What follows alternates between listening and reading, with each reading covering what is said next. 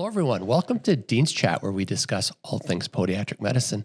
My name is Dr. Jeffrey Jensen. I'm the Dean at the Arizona College of Podiatric Medicine and the host for the Dean's Chat podcast. With me, as always, is my co-host, Dr. Joanna Richey. Hi, Joe.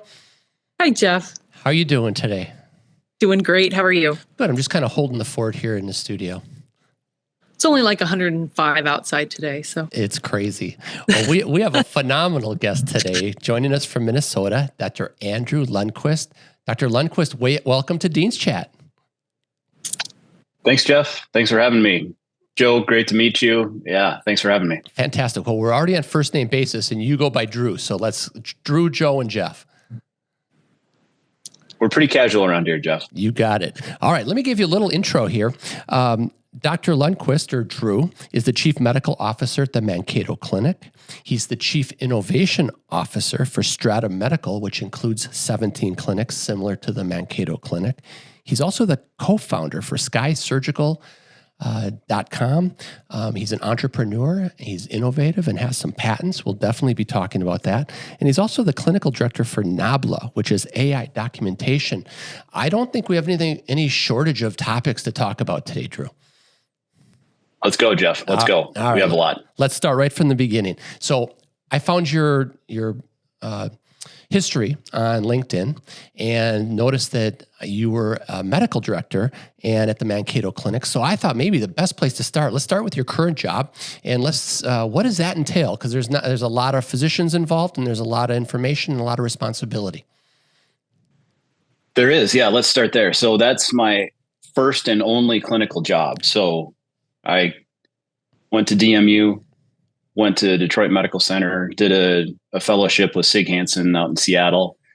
And then my wife and I had 2 children in training, in residency, and we wanted to come back home. And so I started with the Mankato Clinic in 2007, and I've been a part of that group ever since. And we're a physician-owned multi-specialty group in Minnesota. We are staunchly independent. We do really well as it comes to quality measures and things like that. We keep our clinicians for a long time. And so that's been my clinical home. And then in 2018, I was a division chair and our chief medical officer was retiring. And she was a psychiatrist, great leader, awesome person. And when she was leaving, kind of felt like I was kind of being brought along to maybe do that role. And so I raised my hand. They did a search and they ended up, really blessing me with being able to do the job of the chief medical officer for the group. So back then we were about 120 clinicians across a lot of specialties. Right now, today, we're about 180, a little more than that. And yeah, we went through COVID. I took the job as CMO of a medical group and then quickly went through COVID and went through the fire with that. It was, it's been a good ride. What is a Cliff Notes version definition of a day for you being a medical director? What do you do exactly? Yeah. So chief medical officer, I say I do a number of different things. So I'm still practicing. I'm doing surgery in clinic every week, but the majority of my time is spent in meetings, talking to people, going over anything from peer review to hiring, evaluating our clinicians, looking at new technologies, being really that conduit between our C-suite and our clinicians. So I get to lead our division chair group, our clinical practice committee, our peer review, all of that. And so we have a great team at the Mankato Clinic. We have a lot of people who've been there a long time. We have a great leadership team from our CEO, CFO, COO, and yeah, we have it's a great squad to go through this with. That's fantastic. Joe, it sounds like our meetings at the college. Absolutely. Sometimes it's fun to be on the other side of things. And then it's also sometimes interesting, right? When you start to peel back the curtain, different arenas. So then Mankato Clinic is part of Stratum Medical. Is that correct? Mankato Clinic is a shareholder of Stratum Med. And so, yeah, Stratum Med's it's a group of multi-specialty groups that really works together to do things better than if we were all doing them ourselves. And again, that's a good team that we're a part of. And so I get to be one of the clinical voices there. And that just started middle of the year last year. And that's been a really great avenue for our clinic. We get to see a lot of technologies come in. And then also it's a great way for us to not be so siloed. You know, we talk about silos within medicine, and they're everywhere within clinics, within, Joe, you talk about the meetings that go on and you see the different groups that are, claiming their territory and doing their thing. And, we really have to kind of dive into those and break those down and, try to learn from the different groups that are out there, because what I've called crazy not too long ago is something that is probably pretty smart to do. And I think that's one of the things we learned through the pandemic is that, we always had to make sure that we were checking ourselves and doing the right thing, because things that we said early on sounded crazy within a couple of days sometimes. And so, yeah. Well, it's interesting because Joe and I have been talking about different CME strategies, delivery systems, reflections instead of questions. And I thought about this interview because when you said you were the chief innovation officer for Stratum, I was thinking, I wonder if you apply for that job or if you've got the innate skill and you just kind of became the innovation officer. I don't know, Jeff. I honestly, I don't know that skill has anything to do with it. I think that I've been in the right spot at the right time. And certainly that I have a ton of advocates and leaders that I've tried to model myself after. And, I went into practice really hoping and praying for some mentors. And I was thinking podiatrists.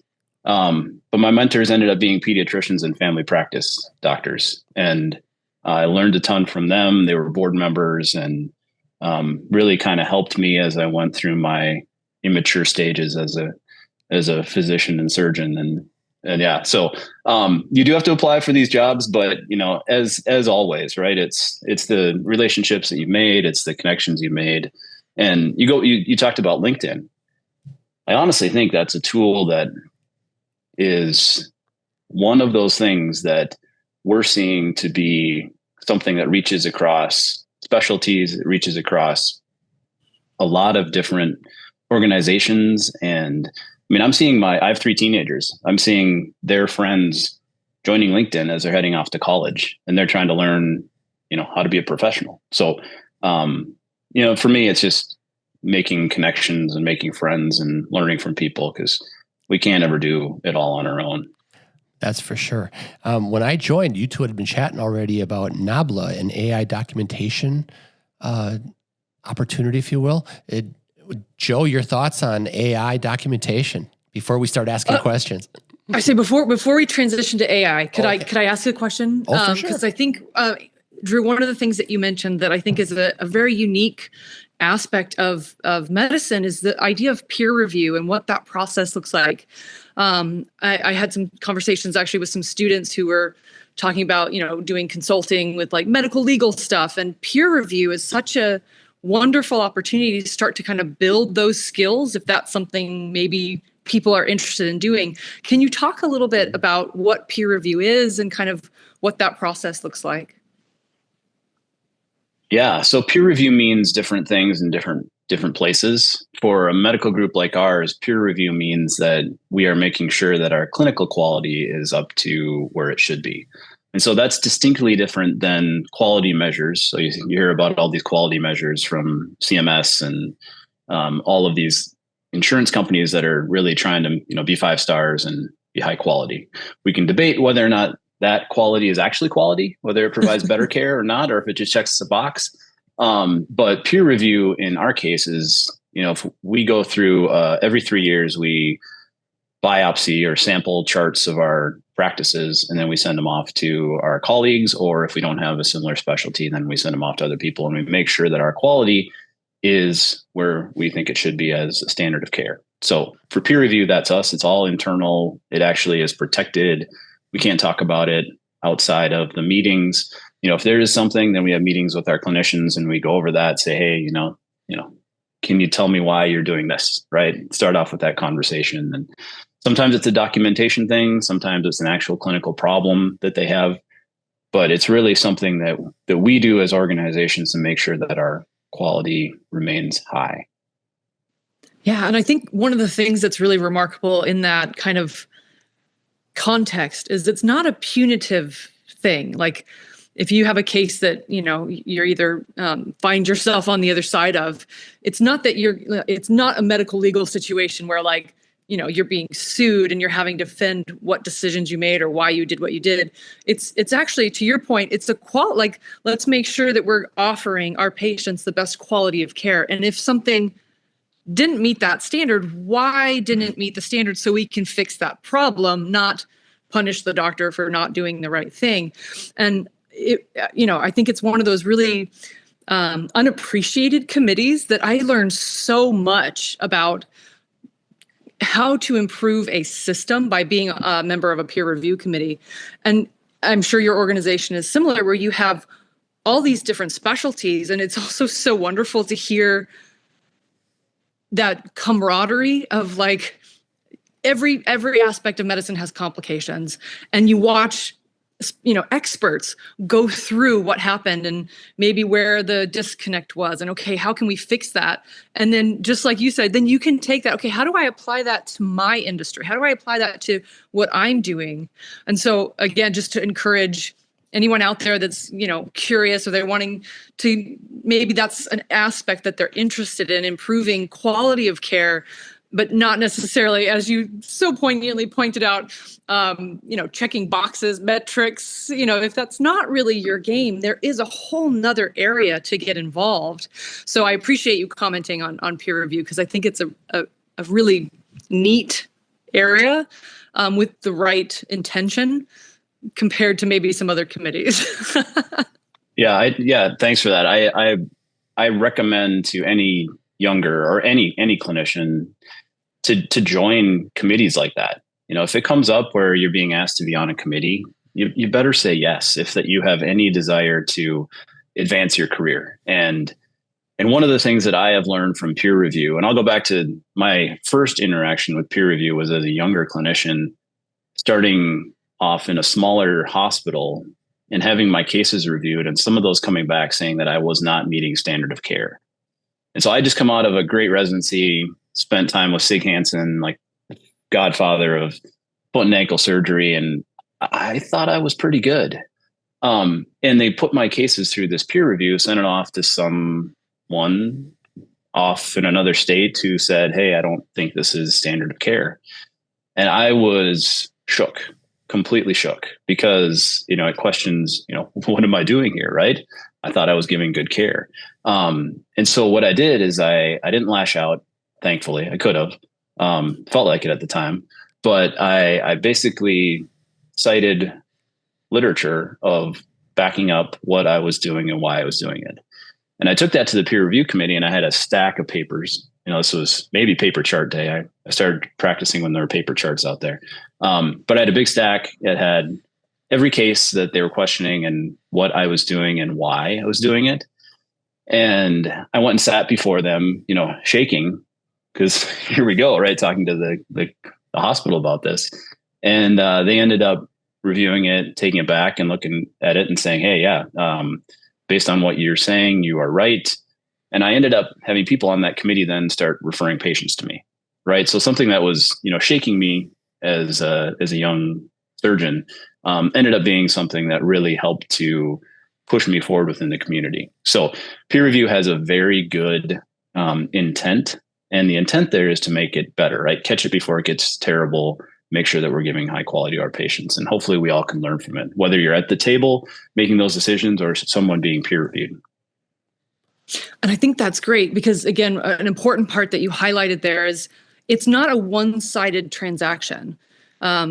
Having sat on the committee side, as we look through a case, what it was really valuable for me, and I didn't do it right away out of residency, appropriately so, you need to have a little bit of background to be able to say, okay, maybe this is different than the way I do it, but is it a breach of the standard of care versus just a different approach? And you can submit back some questions can you explain the idea of, you get curious? Can you explain more about, your thought process on this?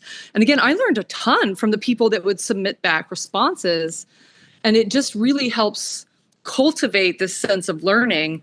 And something that you also just touched on that, we just interviewed another guest, is this idea of when you kind of know what you're worth and you know what you're doing isn't necessarily wrong, it may just be a different approach, being able to back that up with humility, but also with what your value is, that is important. So yeah, thank you for sharing that story with us. Yeah, you're welcome. You're welcome. Drew, I have a question. Jeff, do you want to transition now, or did you want to? Well, all of a sudden we start going down these rabbit holes, right? So, Drew, I've done a lot of clinical trials, and oftentimes we compare whatever pharmaceutical device, active group to standard of care. Can you, for our audience, younger practitioners, can you define the meaning of standard of care? Yeah. So I'm not a lawyer, but this is what we apply, right? So it's really what a reasonable clinician would do, or a set of reasonable clinicians would do in that situation, well-trained, right? So it doesn't have to necessarily be a region, because there are, take the bunionectomy, right? There's no gold standard for bunions, no matter what they want to tell you, right? There's a number of ways that you can treat it. So lawyers would say, like, hey, if you're driving from Florida to Minnesota, if you drive a little bit west around, that's a reasonable way. If you drive a little bit east going up northeast, yeah, that's a reasonable way.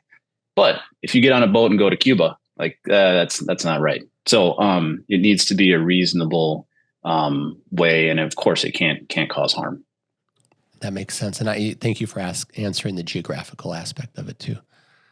So now maybe no pressure, by the way. We don't usually put people on the spot like that. No, I thought, oh my gosh, that's a good question. So anyway, great question. Yeah. I have I think it's great to transition now, because this whole AI phenomenon over the last 12 to 24 months has kind of taken the world by storm. And it always shocks me, when we post a video, for example, on LinkedIn, and below there's all these questions that are pertinent to that video. And it's all AI driven. And it was inevitable that AI was going to get into documentation in medicine, and it is.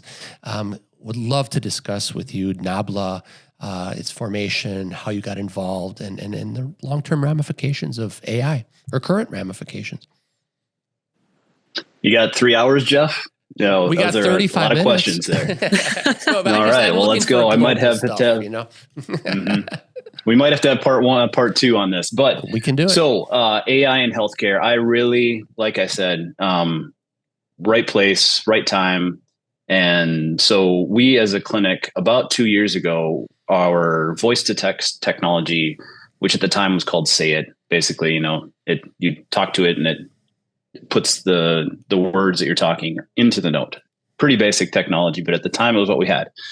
It was being sunsetted. It's kind of the way that companies say they're killing their technology, moving on to something else. So we had to look for something else. So I looked at the whole spectrum of documentation tools. And so there were, other voice to text tools, there were scribes, there were kind of these weird technologies where it would click boxes by taking pictures of your screen.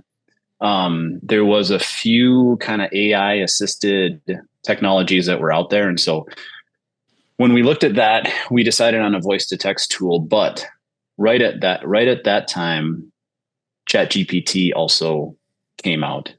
So it was like we were buying this kind of basic technology, but then all of a sudden everything was exploding into the capabilities of what we were about to have. So another story. So I was in college when the cell phone became widespread. And I remember explaining email to my parents and grandparents. I remember, having a cell phone, and it's kind of like right now we have that old cell phone. But in a year, we're going to have the iPhone 15, right? So we're kind of in that space of where AI and its utility within medicine is being realized. We just have to implement it. And so we grabbed a voice to text technology, but then we started looking and trialing these other AI assisted tools that could take the conversation that's happening within the room and turn that into a clinical note. So like my head was exploding as we were going through this, and I was, to talk about LinkedIn again, I went on LinkedIn and described what we were going through. And because of that, I was then able to talk to the founders, the CEOs of these companies that were starting up. And so I threw a few things down on a Substack, wrote a few articles about it, and really was able to look at the entire space. And we ended up, doing a trial of 2 different tools. I could talk an hour about that. We did a trial of a tool that I won't name that went fairly poorly. It was expensive. It didn't work very well, and we didn't have many clinicians sign up for it. So I burned out my clinicians. My CFO was not happy with me, and it was like, wah, wah. But then we had to make the next decision. And so we had another tool, which ended up being Nabla, that was super easy to implement into our clinic. I had a call with one of the founders and the chief technology person, and they're like, why are you talking to us? Why didn't you just go online and download it and try it for a few patients? And a very different trial experience than what we had with the other one. And so I begged a few other clinicians that were part of that first trial to, hey, can you try another one for me? And got them up and running. And so we had about 5 to 7 clinicians that started on it. And then within about a month, I got a call from the Nabla people and said, hey, it looks like we have about 20 or so of your clinicians using our free version, which is great. But it looks like your pilot's going pretty well. And so, yeah, it went well. And, just to, full disclosure, I do have a role within Nabla. So I am on the team. That's something that, goes through my clinic and also through Stratum. So I am speaking as someone that I should disclose that to, but we are using Nabla within our group and within our clinic. And it is something that takes that conversation. So, when you have a video that's on LinkedIn and it's suggesting, other questions about that, these LLMs or large language models are going through that and they're suggesting the next word or group of words based on this large language model, which is, for ChatGPT, it's all of the websites that exist, plus all of the books that have been written. And so it's taking all of those and it can create something new based on the conversation. So, if you have a patient in front of you and you go through, hey, what's going on? What are you here for? And they go through their whole thing, diabetic, and I have this ulcer. It started 2 days ago. Oh, are you on antibiotics? Yeah, my doc put me on Augmentin. I think what's your dose? I think 500 milligrams. And then you go through the whole plan. It will then, within about 30 seconds, create a note based on that and put all those details in.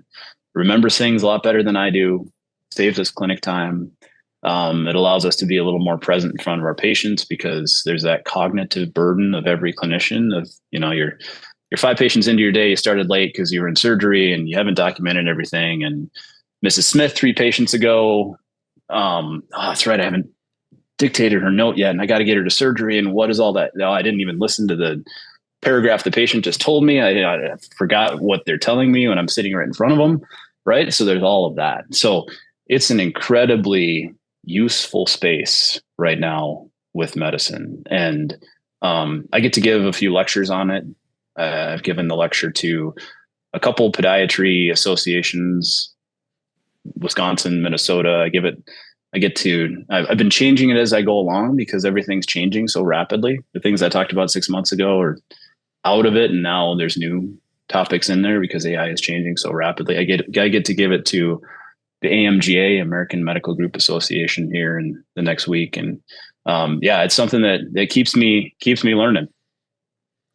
Wow. My brain initially goes to, so what does the iPhone 15 look like? I don't know what's the panacea. Yeah. No, awesome question. If I go down any rabbit holes you want to pull me out of, just tell me. But the iPhone 15, so right now these tools are taking what's happening within the conversation, right? Basically just taking whatever is said. So you have to verbalize things, whatever the patient, hey doc, I had both my knees replaced last year, and it'll put in, past surgical history, bilateral knee replacement 2023, right? But imagine if that tool is fully integrated into your EHR, and these tools are integrating into EHRs. Nabla is.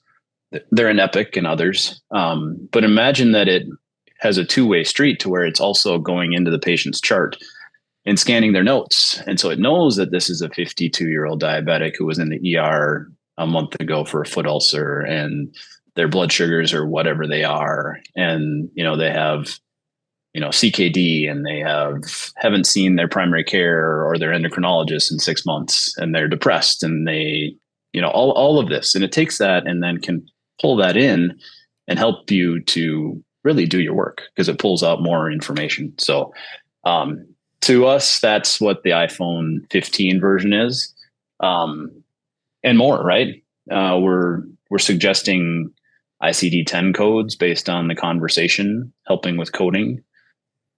If you want to talk about the coding problem that we have, right? We want to get the right codes in there. You want to make sure that you're hitting those metrics, and that's something to make sure that we code properly to make patients look as sick as they are on paper as they actually are in real life. It's a big thing. So there's a lot of things, but off the top of my head, those are the two things that would be the iPhone 15 version. Wow. I'm thinking that scribes are going to go the way of Blockbuster. Or no? Probably. I would say that it depends, right? That's always the answer. Because I think that a lot of specialties don't need scribes. Some are going to, think dermatology that's, seeing 50 patients a day, and they haven't documented in 10 years because they've had a scribe, and, they don't even remember how to create a note because it's all been done, or a busy surgeon who's seeing 90 patients in a day. That there will still be those scribes, but I think they will not be called scribes anymore. They'll probably be called something else, but they're running these tools. They will be the ones running these tools, okay, in those busy specialties. But I think the vast majority of clinicians will be using these tools very quickly. And just because you can't remember all these things, you can't document as well. I know if I couldn't use the tool I'm using right now, it would be a big change in my ability to have these conversations with patients. Because now I'm used to walking in the room and saying, hey, what's going on? Let's talk. And my computer's, next to me, but it's not between me and the patient. And I tell the story, I've told it on another podcast, but about a patient who I almost missed a PE on him. And he was 6 weeks post-op. He's already walking. Said he had a rib out. Said he was seeing his chiropractor for it.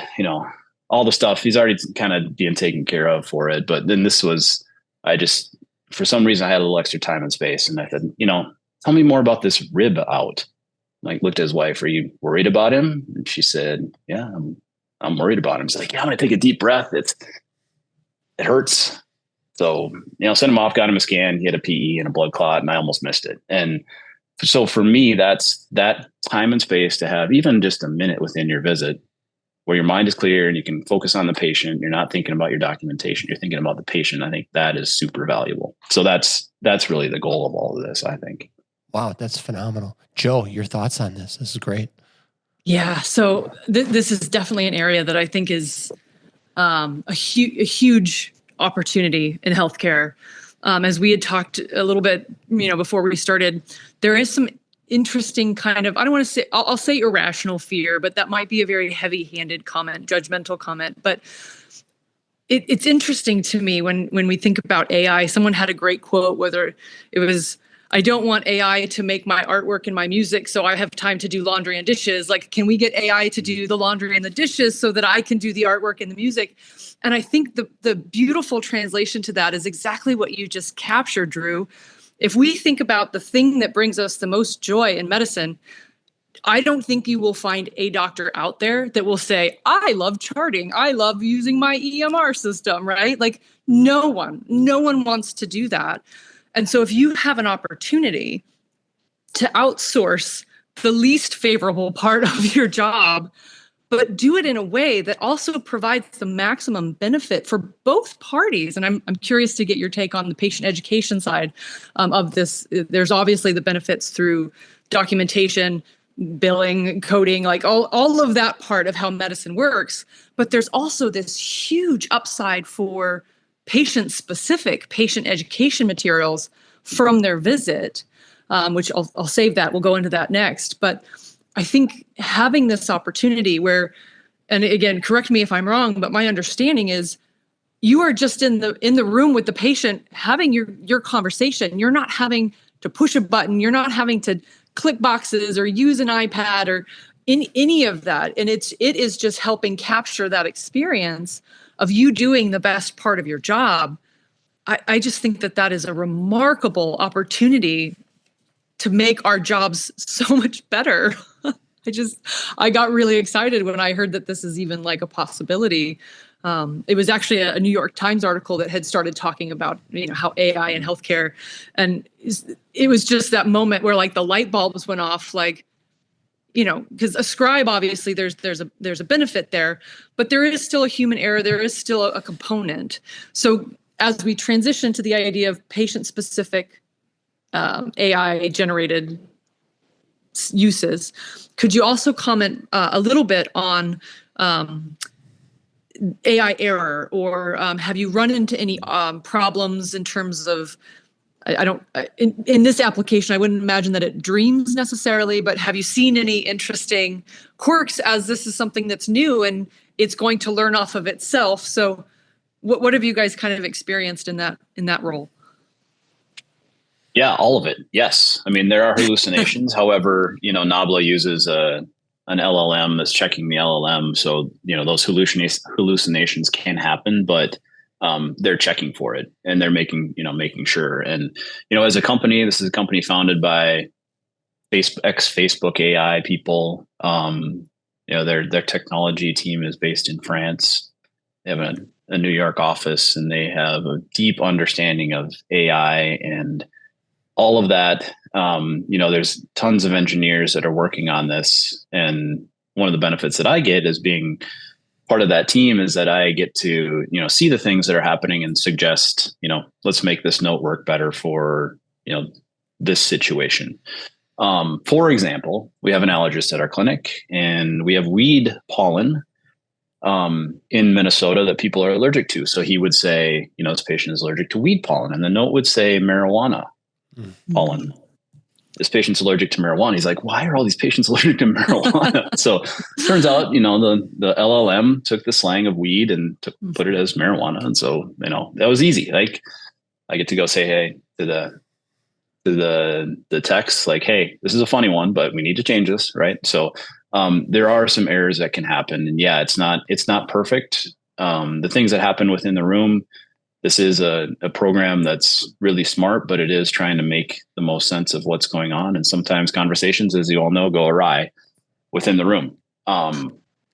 Imagine a patient and the doctor both talking about a surgery that they've had. And so we had that happen. The patient and the doctor both had neck surgery, and they were talking about their experiences. And of course, all of the notes of that conversation go into the patient as having this neck surgery with all these complications, which are intertwined. So you can't pull those things out right now. You probably, hopefully, will be in the near future. But yeah, there's an error rate. And Joe, we talked about before we started recording just as AI being a tool, just like any other tool. Think the thermometer. Go look back at the history of doctors not embracing the thermometer because they didn't need a tool like that. Look at a scalpel. It's dangerous in many hands, but in the hands of a surgeon, it can really create health and be a very valuable tool. Same thing with AI. You have to use it and check it and make sure it's in the right hands. And yeah, there's certainly those worries just because it is unknown. But I'm seeing that as I talk to people, the questions that were asked about a year ago about AI are very different than they are right now, because people have been using ChatGPT and they've been seeing it, suggesting things on LinkedIn and seeing these other uses of it, whether it's, creating something new just by a prompt in ChatGPT, or if it's something else being used. And, we can talk about how we use it with patients, and do we scare patients with it? We went through this whole patient consent thing in our clinic. And at first, to us, it was even something we didn't even know much of what we were doing with AI. So we started having these conversations, is it okay, patient, with you if we use this tool to help document? It's an AI tool. But then we were finding that we were having a 5-minute conversation with every patient about AI, and we can't do that. So we have fully integrated into our clinic. It's in our face sheet that the patient signs before, just like we do, like send their x-rays off to another entity to be read. We don't ask our patients if it's okay if we send their things HIPAA compliant off to another entity. No, we do it safely. We do it well, right? So, there are all those steps that you have to do with new technology. It's just part of the growing pains of it. And a lot of those are growing pains that the pains, as you said, that we have today are not going to be the pains that we have tomorrow. And so the more you can adopt some of this, find what those little errors, or we'll just call them learning opportunities for the AI, so that it can, again, have the opportunities to make your life better. And another thing that I thought was really compelling wasn't so much in terms of EMR, but even just in this idea of research, the amount of time that it would take a human being to do certain things. AI will open up opportunities that there's no way we could match it. And some of the things with like AlphaFold, like the research in terms of just, protein folding synthesis. And we're on the cusp right now of some incredible opportunities for medical breakthrough, because we have a machine that could do in 3 weeks what a human being would take possibly 60 years to complete. Like, this is incredible. But finding those places to rein in, okay, well, where can it maybe do damage, and what does that side of it look like? And then balancing this idea that it is growing exponentially. And again, people way smarter than me that understand some of these things, when they have cautions and reservations about, this is the areas that we have some restraint, we'll say, not fear, but restraint. I think that's also really important. So it's an area I think is just incredibly opportunistic, and anytime there's major disruption in a system, any field, right, there's always an opportunity where people maybe could do things that aren't optimal.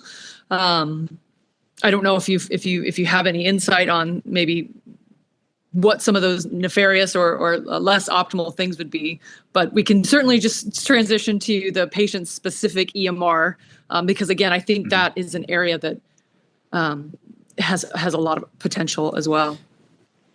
Yeah, I have a question for you and Jeff, because you talked about AI doing a lot of things that we couldn't do, and so it appears that information is going to be very cheap and very plentiful, and you're going to have tons of information. Being at a school and trying to teach people in the era where they can, hey, ChatGPT, give me a Achilles tendon rehab protocol for 12 weeks, and it honestly, you type that into ChatGPT and it's as good as the one that I, have been safeguarding since I got it from Sig Hansen. It's pretty crazy. But how do you teach people in that environment, and how do you take tests and things like that? It's my belief that communication skills and the human element of medicine is going to be even more important, and that understanding and taking the personalization of medicine and being able to synthesize that down and communicate it to people, because you're going to have a ton of information that you can apply to this patient, and you have to know sick from well, you have to know where the hallucination could be, and you have to communicate it in a way that patient, where it gets to them. They did a study of doctors talking to patients or ChatGPT talking to patients, and patients actually preferred ChatGPT because they had a better bedside manner. Wow. So it's my belief that we're going to have to put out students and physicians that have a better bedside manner than they used to, because the normal information, it's no longer so much about information. It's about getting to the wise and the smart diagnosis and plan, but you have to communicate it even better. So question for you on, what do you see in the future of training all these people who are going to be using these tools? Well, I'll start by saying knowledge has become a commodity, and it's all those soft skills that make or break you. Whether you're interviewing for a position at our college or you're interviewing for residencies, it's the soft skills, how you get along with people, how you resolve conflict, how you are you teachable, all those kind of things. Because I can ask a student any question, a pharmacological question, and within 20 seconds they have the answer on their phone. Joe, I'll let you answer that. I need to take 20 seconds. I'll be right back. Okay. No problem. Yeah, this has actually come up in several of our kind of academic meetings as well. This idea of we don't, for grades, don't have as many things that are like, write an essay on whatever. So in terms of that component of this stage of education, ChatGPT doesn't have as much application, but on the research side, it's certainly come up, right? You have a student that's working with you on a research project, and there are in the exam software systems, they have built in ways that you can check that very easily. So again, if a student is using it inappropriately on an exam in some kind of capacity, the system, it's incredible how sensitive and how accurate they are at picking up. And then the other thing that's nice there is it kind of takes away the question of, well, is this objective? Is it subjective? It's like the software just ran it and here are the like word for word, exactly the same from ChatGPT. Like that kind of answers the question. But on the research side, what's actually, I think, really fascinating is the research community is kind of embracing this idea of ChatGPT, not in terms of using it to plagiarize other people's material, but more so in the idea, to your point, like if you have a tool that can help you find the answers to something that you're looking for faster, you can spend your expertise and time and knowledge and skill on the things that we don't have an answer for. And so to not be able to use it is also a downside. And it was interesting because I've been watching it kind of swing. At first it was like, no one should be using it, right? Like it's plagiarism or, however people wanted to attack it. And now I think people are starting to recognize the value, if nothing else, just from a time management perspective for research. And so it'll be interesting to kind of watch it ebb and flow, kind of back and forth. But I think the fact that it is something that anyone could run it, and you can easily see if something is like verbatim plagiarized and you're trying to put your name on that, I think most reasonable people will agree that's not okay. Whereas if you're using it to get information to put into your own unique piece of intellectual property, that's highly valuable. So I think it's an interesting development that I'm hoping will only continue to have opportunities for growth and good. Joe, you didn't I hope so too. You didn't happen to talk about the simulation AI that is reflective. I mean, just Drew, things like simulation. I mean, when people are talking about their experience with an ankle arthroscopy simulation, for example, AI you put your reflections into type it in real quick and the AI will ask you the appropriate questions and what the goals and objectives were for the session. And I mean, there's so many teaching applications. It's unbelievable. So a sidebar comment right now. I have new definitions to the terms dreams and hallucinations. You do. And then you start talking about the hallucination thing is real. Yeah, and then you start talking about weed. I mean, it's all connected. So what is the definition of a hallucination? Just its meaning isn't, or the context isn't what it was intended to be, perhaps, or? We might have to pull in someone who knows AI and is actually trained in AI to answer this. However, I will give you the understanding that I have. Okay. Which, take it for what it's worth. It's a podiatrist giving you an AI answer. Hallucination is where the program or the LLM, it has to have an output, right? And so if it can't really get to an output, it will give you a an output that it wouldn't have if it had the right input. So if you get a hallucination, you have to go back and, either redo it or, have it put through it again because it went down a path where it couldn't get to the right answer and it just gave an answer.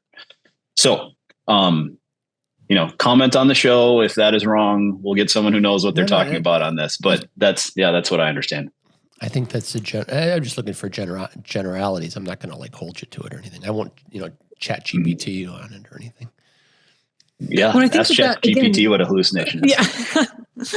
It's interesting, right? Because again, it goes to show, I know there's some sci-fi parts about, the fear component of it becoming self-aware. And again, not to get totally off track here, but this idea that it is a tool based on mathematics, predictability, probability, it is going to create an algorithm. And to your point, its end goal is to have an output. So if it can't find inputs to make an output, it's going to create an output, whether it's right or wrong. And so that's where that teaching component and some of the other things that I thought was so interesting, listening to, I forgot the Google guy's name. They were teaching at the AlphaGo, the program would do. It was a board game. I hope I don't destroy this, but they were teaching it a fairly straightforward board game, how to play this game.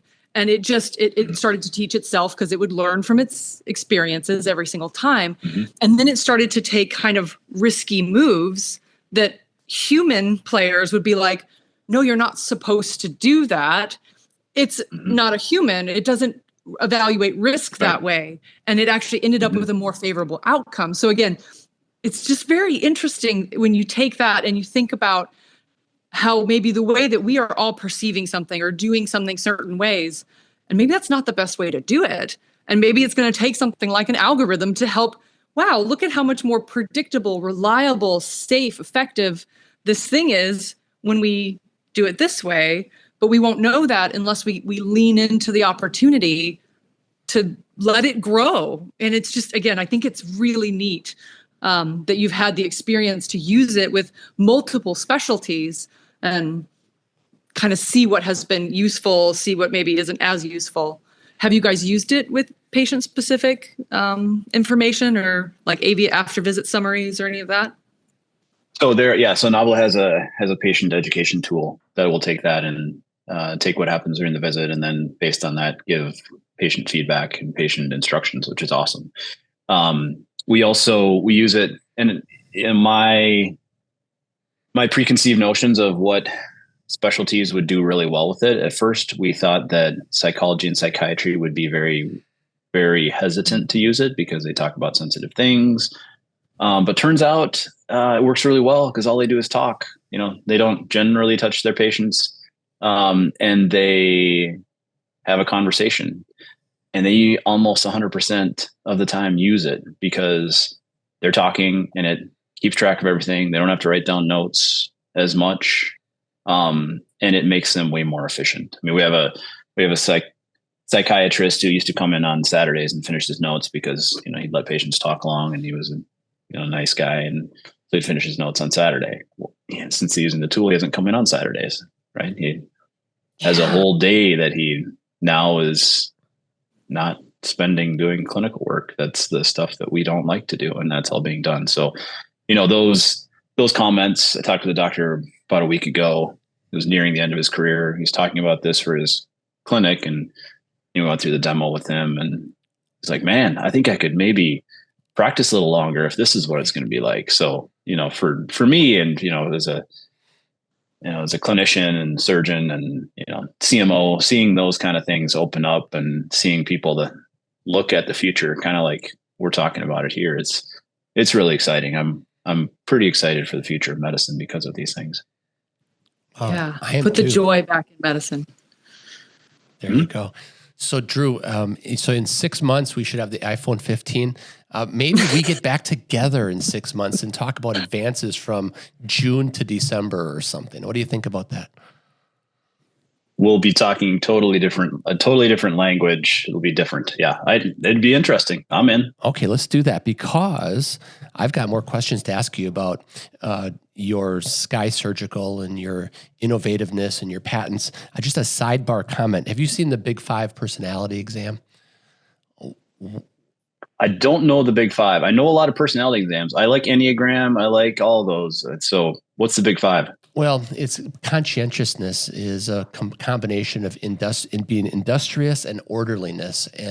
But then you have to have openness. That's another one of the facets. And oftentimes they're in conflict, right? Openness to new experiences and things. And I was thinking, as you were talking, you are the perfect combo of conscientiousness or industriousness and openness to new things. So I commend you on that. If you take the test, you'll probably throw the algorithm off a little bit or something.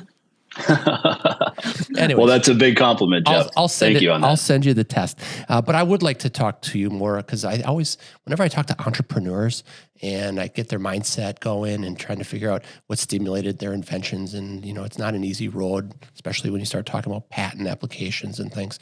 I would love to pick your brain more on that too. Yeah, we didn't even get to ask awesome. him why he got into podiatry. Yeah, we didn't do any of that stuff. Why did you get into podiatry?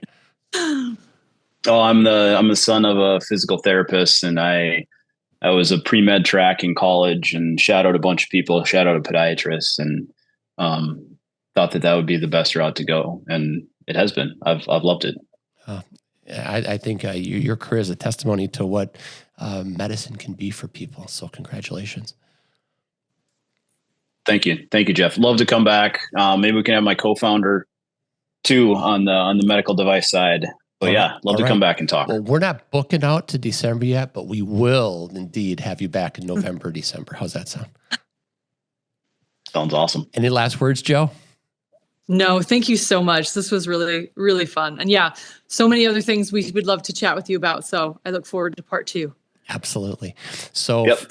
Thank you both. Oh, you're so welcome. To all of our listeners out there on Spotify or Apple Podcasts, please give us a 5-star rating. And if you're watching on YouTube, by all means, become a subscriber. And until we meet again, cheers, everybody.